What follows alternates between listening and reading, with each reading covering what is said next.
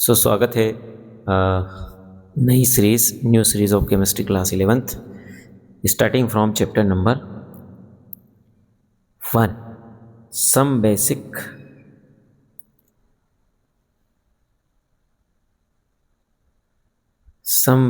concepts of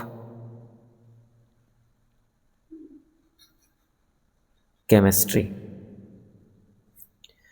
हम starting से देखने वाले हैं कि इस चैप्टर में क्या है, क्या इंपॉर्टेंट चीज़ है कि आपको पढ़ना है। सबसे पहले शुरू करते हैं, व्हाट इज केमिस्ट्री। केमिस्ट्री है क्या? Chemistry is the branch of science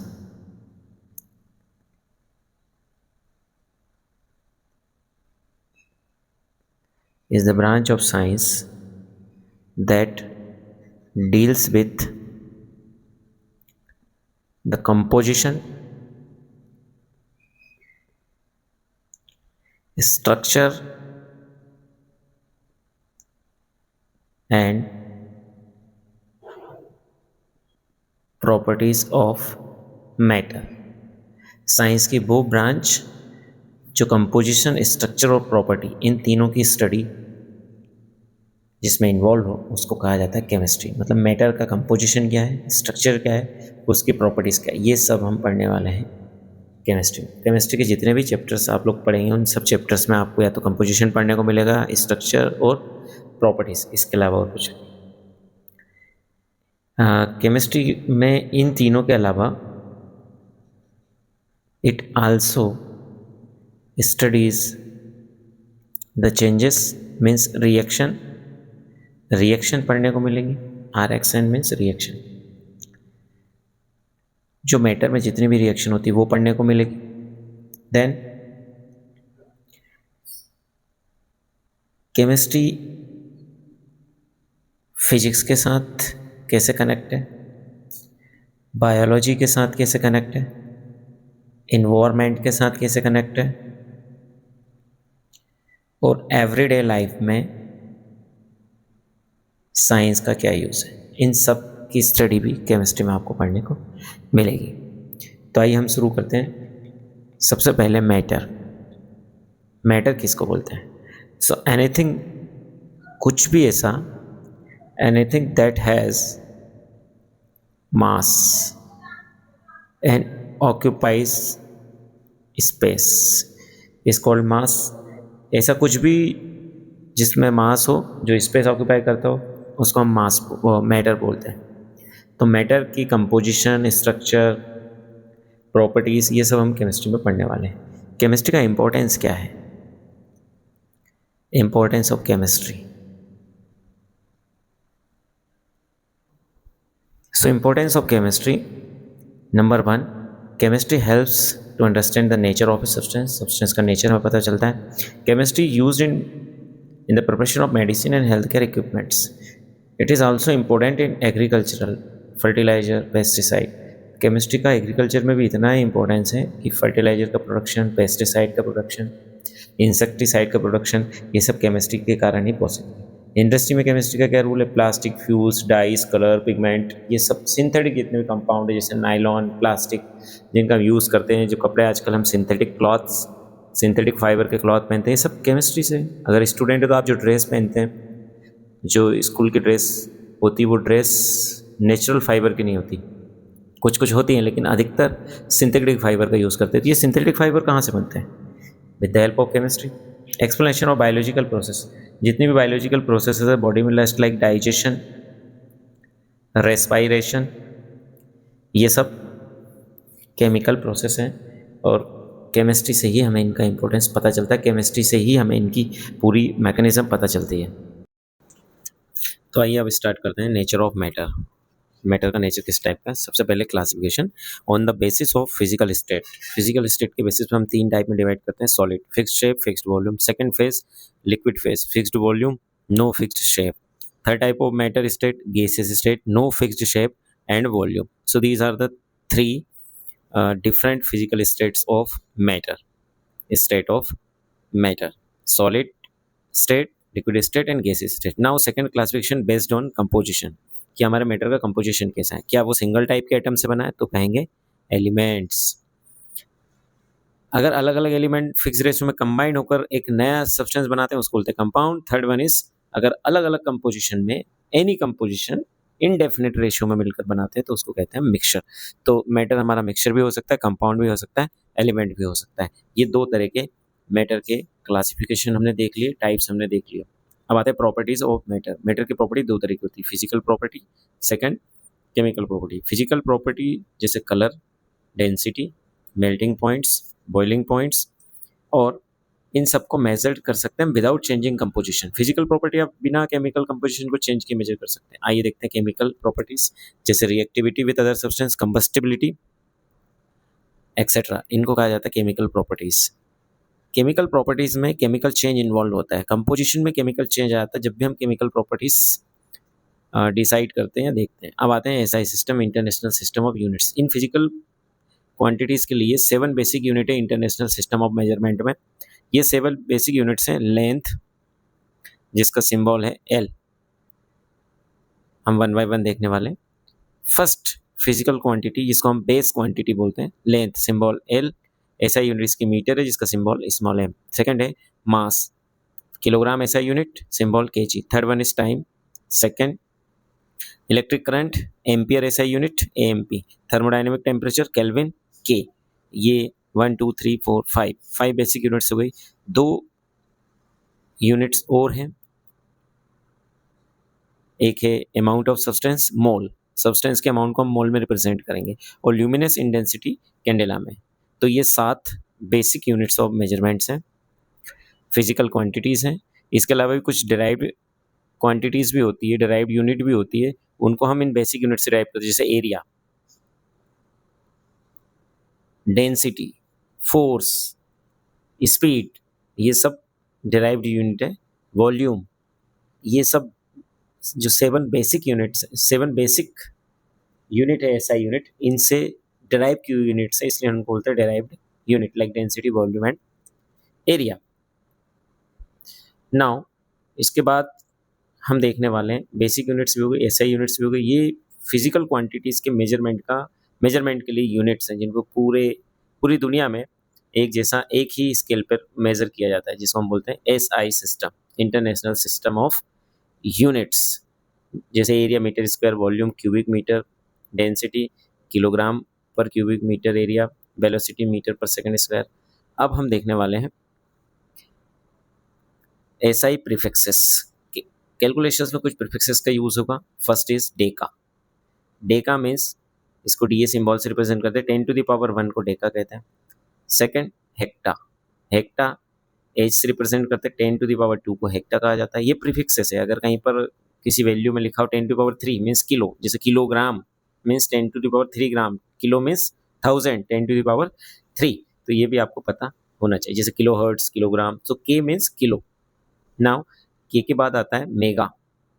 mega इसको एम से रिप्रेजेंट करते हैं। मेगा मतलब 10⁻6, 10⁻6 को मेगा कहा जाता है। कई बार आपने सुना होगा इतने इतने मेगा हर्ट्स। फिर गीगाबाइट कंप्यूटर में सुना ही होगा, 10⁻9 इसको गीगाबाइट बोलते हैं। टेराबाइट भी आपने सुना ही होगा।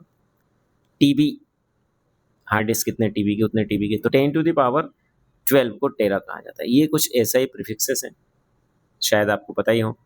इसके बाद हम कुछ देखने वाले हैं एसआई प्रीफिक्सेस के अलावा कुछ सब मल्टीपल्स भी हैं।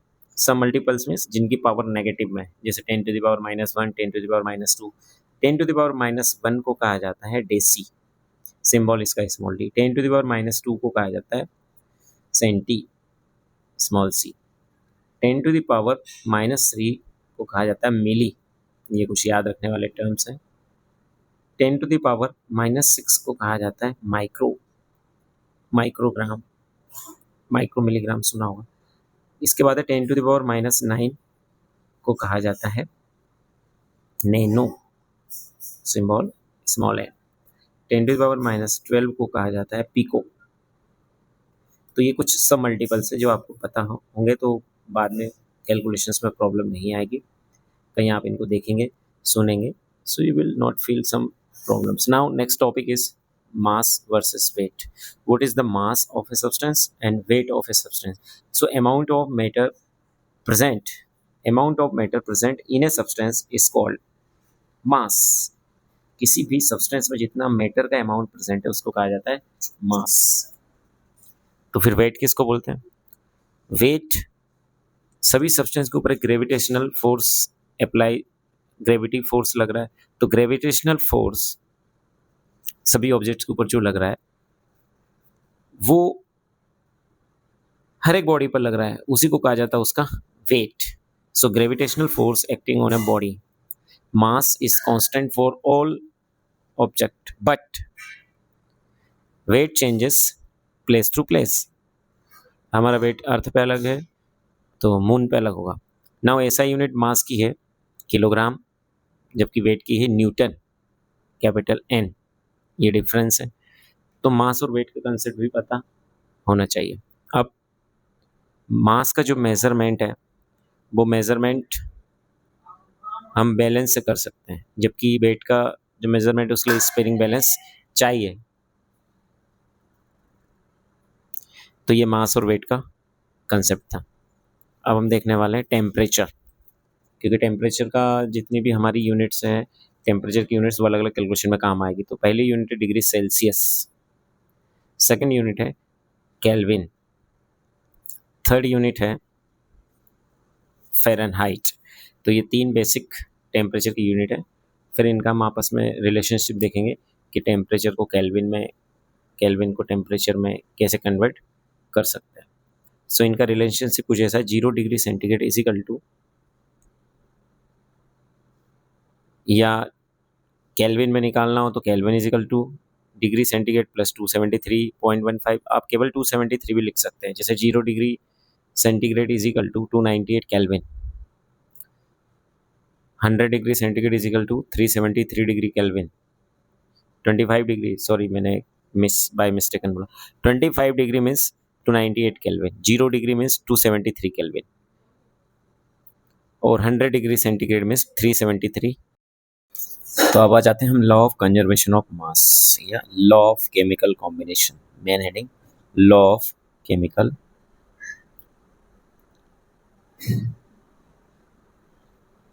combinations. Chemical combinations means how elements are combined to form compound, which governs according to the two laws called law of chemical combination. First law is law of conservation of mass. Law of conservation of mass means mass neither be created nor be destroyed. Mass can neither be created nor destroyed in a chemical reaction. Total mass of reactant is equal to total mass of the product. किसी भी chemical reaction में ना तो मास create होता है ना ही destroy होता है, तो क्या होता है, केवल उसका ट्रांसफॉर्मेशन होता है, कन्वर्जन होता है एक फॉर्म से दूसरे फॉर्म में। इसलिए कहा जाता है कि रिएक्शन के पहले जो मास है वो रिएक्टेंट के बाद के मास के बराबर होता है। Means mass of reactant is always equals to mass of product. Example, decomposition of calcium carbonate into calcium oxide plus carbon dioxide. So reaction के पहले का जो मास है, रिएक्टेंट का मास प्रोडक्ट के मास के बिल्कुल बराबर हो, इसी को कहा जाता है law of conservation of mass. Second law of definite proportion और constant proportion. According to this law a compound always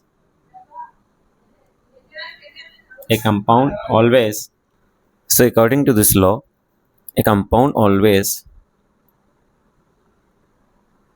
contains the same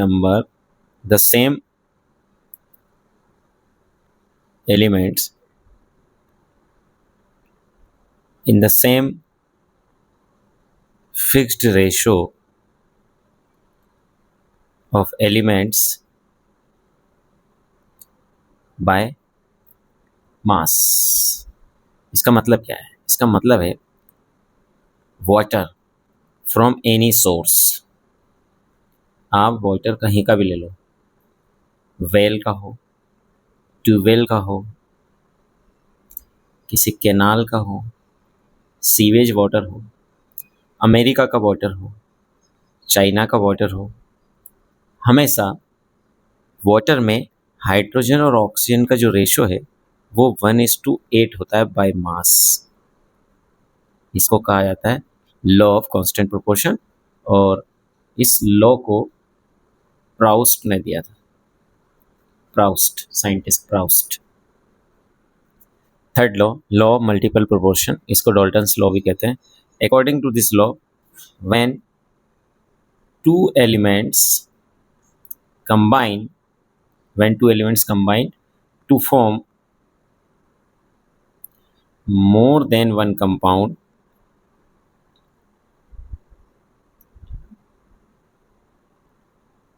the masses of one element which combine with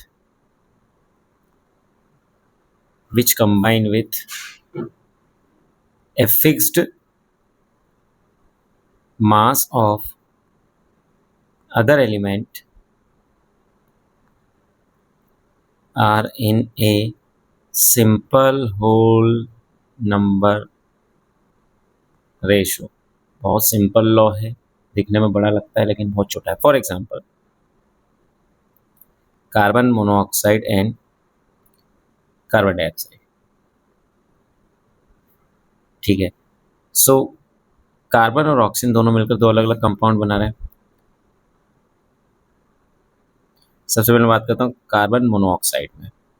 so carbon का मास है 12 ग्राम और oxygen का मास है 16 ग्राम। CO2 को देखो, carbon और oxygen मिलकर CO2 भी बनाते हैं, कार्बन ऑक्सीजन मिलकर कार्बन मोनोऑक्साइड बनाते हैं। देखो यहाँ कार्बन का जो मास है वो 12 ग्राम है, लेकिन ऑक्सीजन का जो मास है वो 32 ग्राम है। सो ये 16 और 32 fixed masses of one element combined with different masses of other element, they always present in the simple whole number ratio। so cut करेंगे तो रेशियो क्या आने वाला, 1:2। इस रेशियो को कहा जाता है simple fixed simple whole number ratio. when two elements combine to form, दो element carbon and oxygen, they are forming more than one compound, one is carbon monoxide, other is carbon dioxide।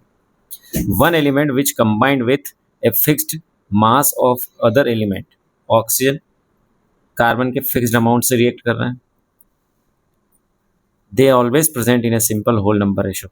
तो जो एक fixed mass से, fixed mass carbon का fixed mass, बात हम कर रहे हैं ऑक्सीजन की, ये कार्बन के फिक्स्ड मास से रिएक्ट कर रहा है, तो ऑक्सीजन का जो अलग अलग मास है उसका रेशियो हमेशा एक सिंपल होल नंबर होता है। यही ये लॉ है, समझ आया। नेक्स्ट लॉ है fourth law, Gay Lussac's law of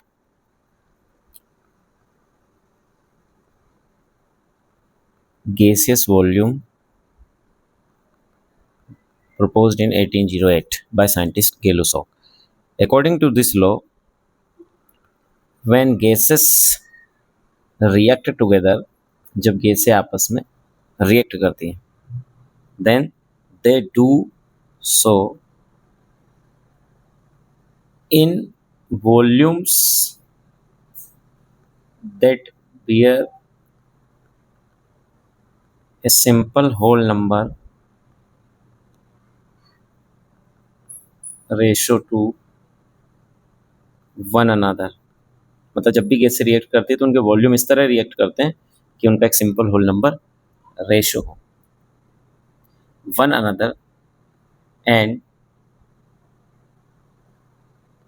to the volume of products if gaseous। so provide all the volumes are measured at the same temperature and pressure, at same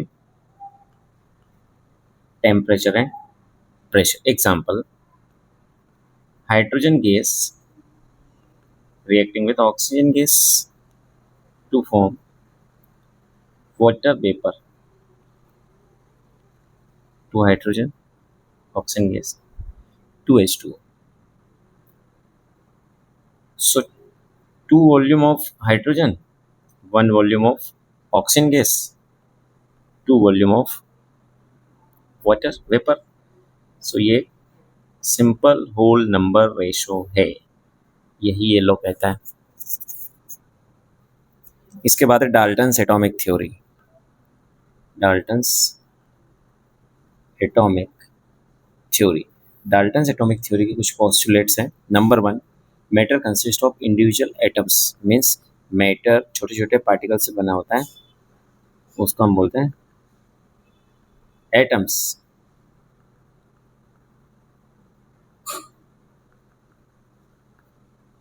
Second postulate of this theory, all atoms of a given elements are identical in mass and chemical properties. All atoms of a given element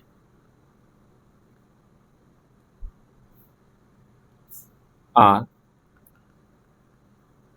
identical in mass and chemical properties. मतलब कि अगर iron element है तो iron element के जितने भी atom होंगे वो सब मास में और केमिकल प्रॉपर्टीज में एक जैसे होंगे। All atoms of an elements are similar and atoms of different elements are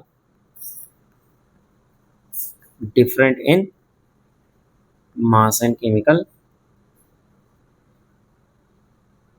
properties. For example iron element है और एल्यूमिनियम, इसके एटम्स और एल्यूमिनियम के एटम्स मास में भी अलग होंगे, प्रॉपर्टीज में भी अलग होंगे। Clear. Third postulate, third point Dalton's atomic theory का, कंपाउंड्स आर फॉर्म्ड। कंपाउंड कब बनते हैं? Compounds are formed when atoms of different elements combine in a fixed simple whole number ratio. Compounds जब बनते हैं जब डिफरेंट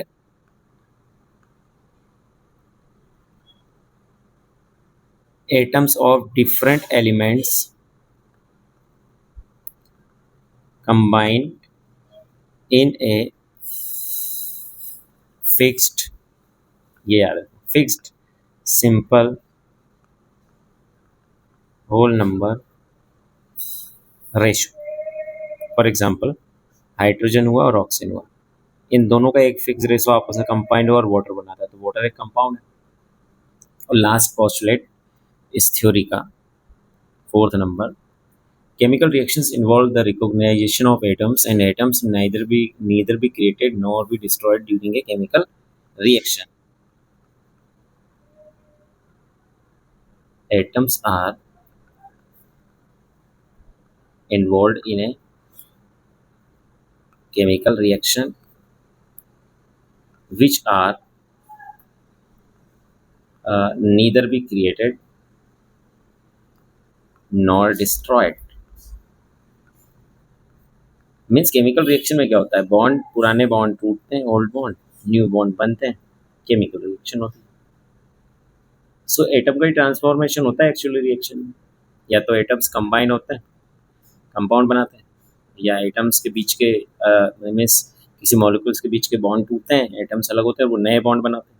केमिकल रिएक्शन में यही होता है, प्रोडक्ट बनता है। सो स्टूडेंट, इसके आगे का पार्ट जिसमें है एटॉमिक मास, मास नंबर और मोलर मास सिग्निफिकेंट फिगर, और भी इम्पोर्टेंट चीज़ वो देखेंगे आप पार्ट 2 में। सो पार्ट 2 देखने के लिए इस चैनल को सब्सक्राइब करो और वीडियो पसंद आया तो इसे लाइक करो। GSM chemistry.